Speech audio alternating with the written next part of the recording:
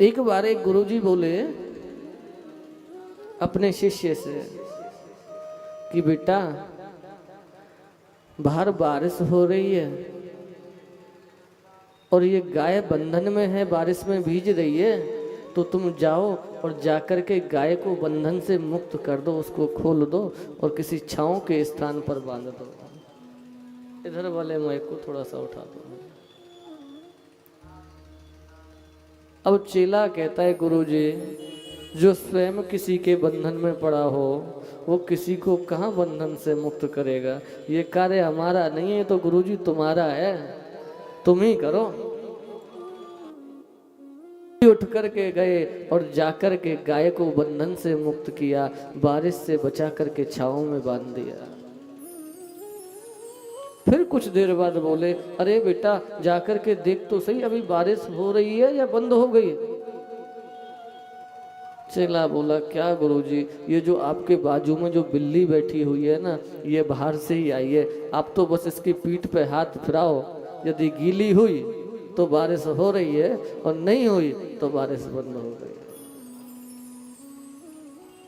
कोई बात नहीं, रात्रि हुई, रात्रि को गुरुदेव फिर बोले, अरे बेटा ये दीपक तो बुझा दो, ये रोशनी हो रही है।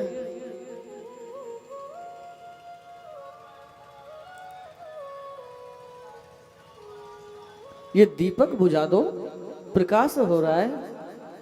अब चेला जी बोले, क्या गुरुजी रजाई में घुस गए, सर्दी बहुत ज्यादा है, अब कौन उठे। तुम तो एक काम करो, अपने नेत्रों को बंद करो, अंधकार दिखेगा, समझ लेना दिया बुझ गया।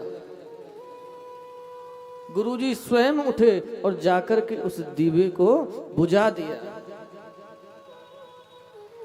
प्रातः काल एक हमारे परीक्षित जैसे एक शिष्य गुरुजी के आए और आकर के एक मिठाई का डिब्बा दिया, गुरुजी ठाकुर जी का भोग लगाना, स्वयं भी पाना और अपने शिष्यों को भी पिलाना।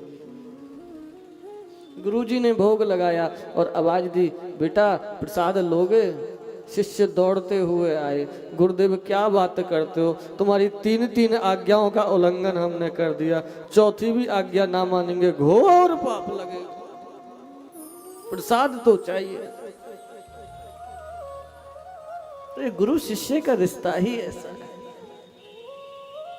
जीवन में कुछ हो या ना हो, एक गुरु तो होना ही चाहिए।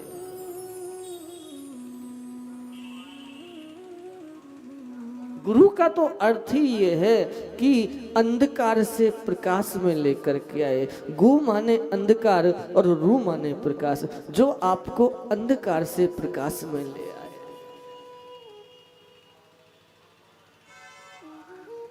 गुरु यदि सामर्थ्यवान मिल जाए ना, तो परमात्मा को मिलने में देरी नहीं लगती है बंधु। गुरु जीवन में एक ही बार बनाया जाता है और एक ही बनाया जाता है। वैसे तो गुरु तीन प्रकार के होते हैं, एक दीक्षा गुरु होता है, एक शिक्षा गुरु होता है, एक कुल गुरु होता है।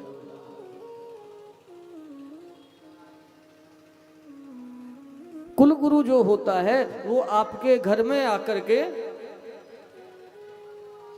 आपके विवाह इत्यादि करा देगा, हवन पूजा पाठ इत्यादि वगैरह कराएगा। ये सभी कार्य जो कराए वो कुल गुरु है।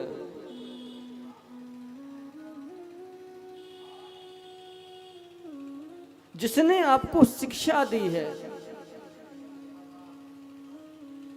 जीवन को जीने का मार्ग दिया है,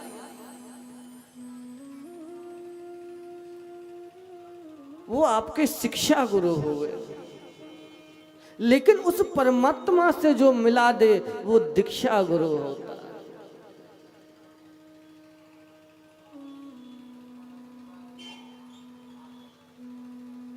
ये तो कुल परंपरा है, जो कुल गुरु हैं आज नहीं तो कल उनके पुत्र ही हमारे गुरु बनेंगे। आज जो हमारे गांव में जो निवास ब्राह्मण करते हैं, घर के वैदिक कार्यों को वो आकर के कराते हैं, कल यदि वो नहीं रहे तो उनके पुत्रों को बुला करके हवन पूजा पाठ विवाह का सभी कराया जाता है। शिक्षा गुरु भी जीवन में एक नहीं होता, अनेकों होते हैं। आगे कथा में आपको सुनने को मिलेगा कि भगवान दत्तात्रेय जी ने तो एक नहीं, दो नहीं, तीन नहीं, अपितु 24 गुरु बनाए। जिससे हमें कुछ सीखने को प्राप्त हो वो हमारा गुरु।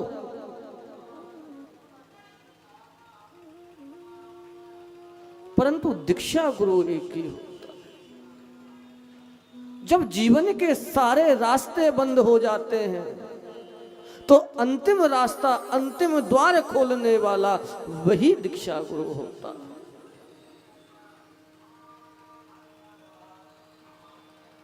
दीक्षा गुरु से मुझे एक घटना याद आती है। हमारे गुरुजी बड़ा सुनाया करते थे।